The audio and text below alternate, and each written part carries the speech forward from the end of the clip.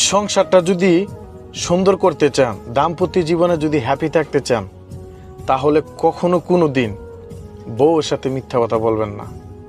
পৃথিবীর সবার সাথে প্রয়োজন হলে আপনি মিথ্যা কথা বলেন, ঘরের বউটার সাথে মিথ্যা কথা বললেন না। পৃথিবীর সবার সাথে আপনি চালাকিয়ামি করে আসেন, কিন্তু ঘরের বউর সাথে কখনো চালাকিয়ামি করার চেষ্টা করবেন না। একটা কথা মনে রাখবেন, হয়তো আপনার ঘরের বউ আপনাকে যতদিন পর্যন্ত বিশ্বাস করবে ততদিন আপনি যা বলবেন সত্যি মিথ্যা সব বিশ্বাস করবে, কিন্তু এটা মাথায় রাখবেন, সত্য কোনোদিন চাপা থাকে না। 2 দিন আগের পরে এটা ঠিকই বের হয়ে আসবে।